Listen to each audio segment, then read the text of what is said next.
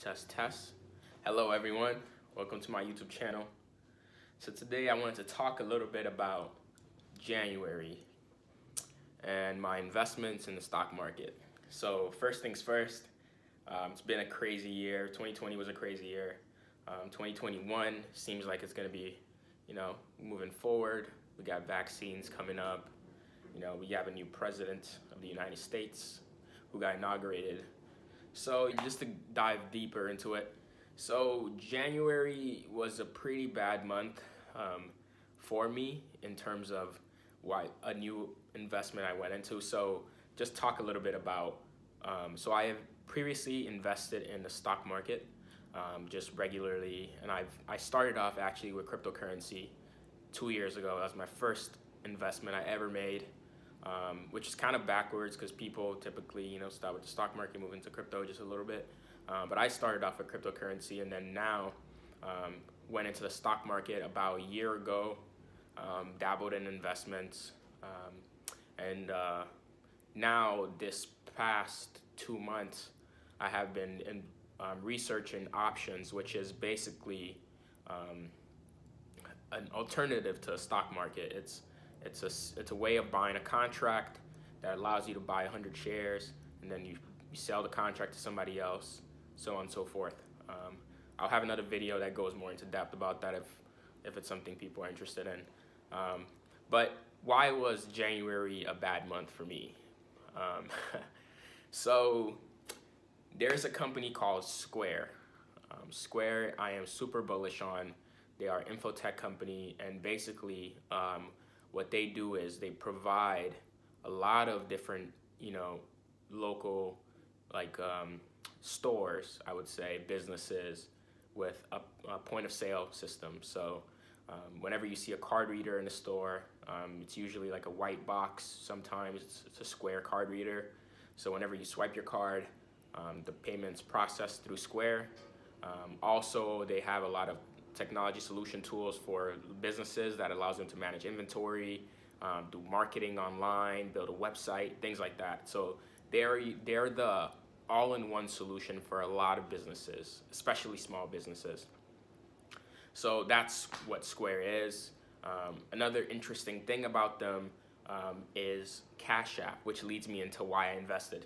So the reason I invested in Square is because they have a tool also called CashApp, which is a peer-to-peer wallet, which allows you to basically send money to people. It's sort of like PayPal or Venmo, if you know of that too. So you're able to send money to people. The other interesting thing about CashApp is you're able to also invest and buy cryptocurrency, which is something small, but something that I'm very passionate about in the future. So I see the outlook on that from their end. And then in addition to that, they also have it's become a digital mobile banking system. So Square is really amazing in a way that they allow you to have, you're able to send money, but you're also able to have a debit card and swipe away, whatever you want to do, invest in a cryptocurrency, buy stuff. So it's really interesting. And also, they've been moving more into the credit space, which is they've been testing, I believe, allowing people to borrow up to $200 through CashApp. And they have been doing this with businesses, actually.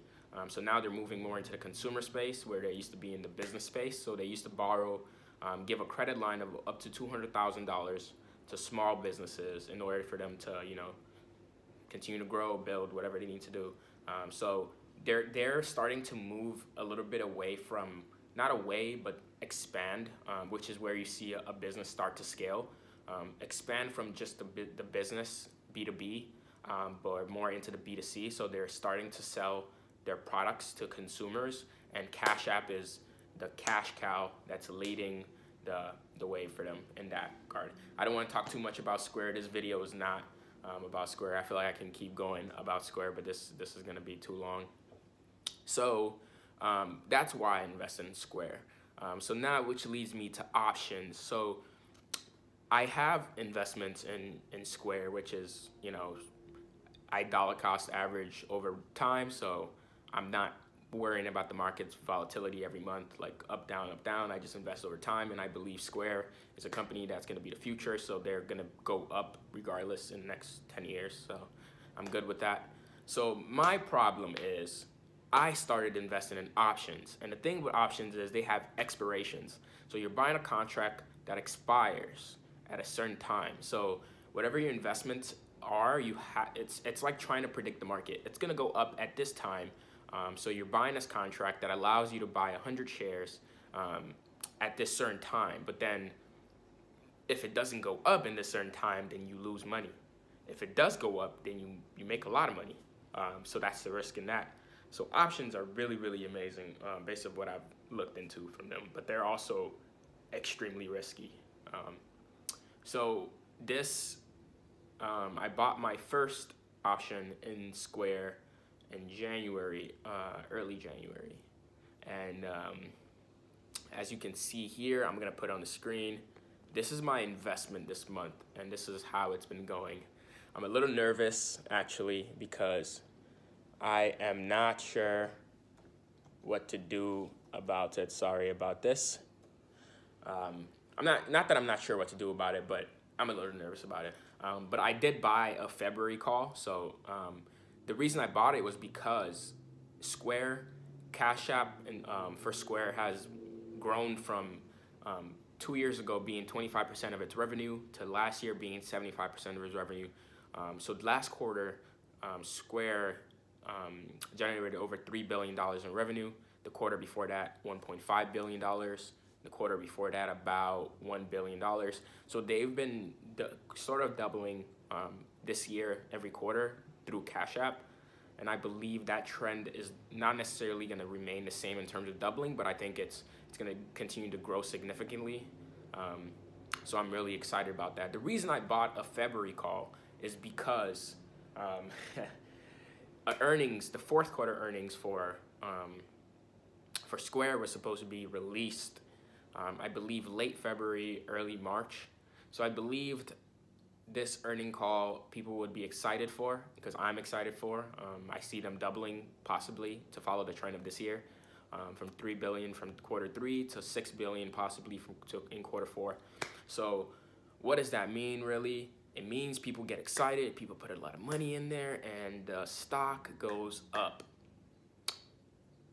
But what happened? It did not go up in January. So, you know, I still have a month in my option left. I'll try to show you the expiration date here. I think it's February 26th. So, you know, I still have some time from the time I'm uploading this video, but I'm still a bit nervous about it. You know, it happens. But, you know, it's a lot of money to put on the line. It's a lot of money to try to learn from. They do say losing is the best way to learn. So hopefully this doesn't become a habit of like losing to learn. But, you know, you got to take it in the chin and move on.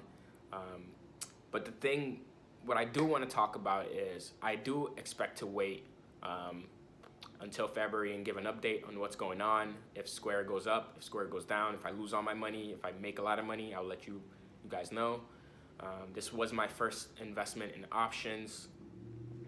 So now I want to talk a little bit about what I did wrong as well with this investment.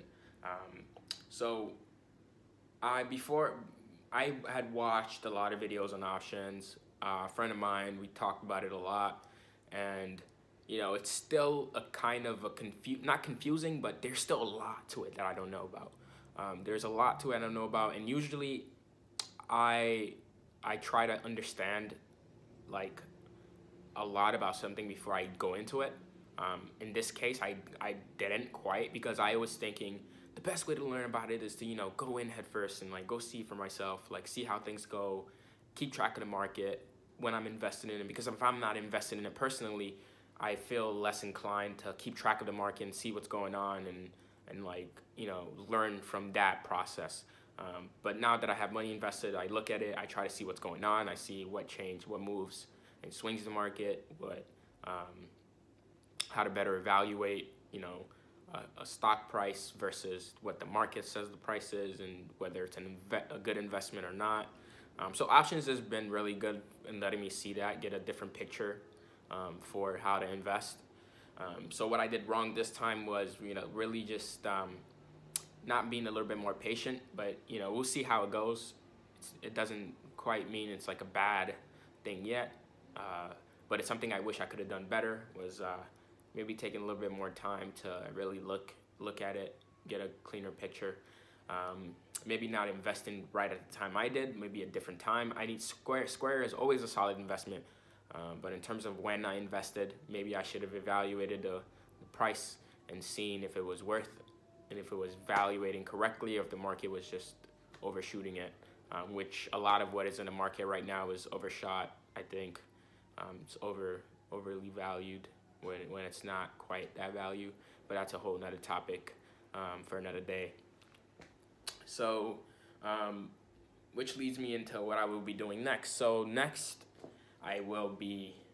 time, what I would do is I want to put together a better investment strategy. So like set a couple bars in terms of like what I think a company's valuation should be, what their price to earnings ratio is, a bunch of different things to really get a clear cut, this is the parameters that I invest in, and if this company doesn't fit this parameters, then I will not invest in it, because I tend to sometimes invest emotionally. Like Square was an emotional, instinctive investment for me, because I'm very, very excited about what they're trying to do. So I'm not looking at it from an investor point of view, but more from a fan point of view, where I'm excited about this and I really want to see it go far. So I just threw my money in there. Not that it's not going to be great, it is, but due diligence as an investor is very important. So that has been my month with Square. I do want to say, even if you lose money in the stock market or lose money in your investments, it's always a good idea to learn how to bounce back, never give up, keep investing, invest in yourself, invest in the people around you, because got to do it. But I want to say thank you for watching this video, and I will keep you all updated. If you're ever interested in cryptocurrency, I'll put a link in the description about how to get started with Coinbase. Very easy platform to use. You just link your bank account, and you show you're a real person by showing your driver's license, whatever they try to verify that.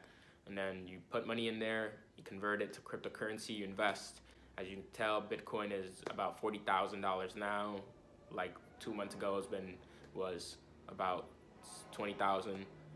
One I'm very interested in is Ethereum, but that's a whole other topic we could talk about later.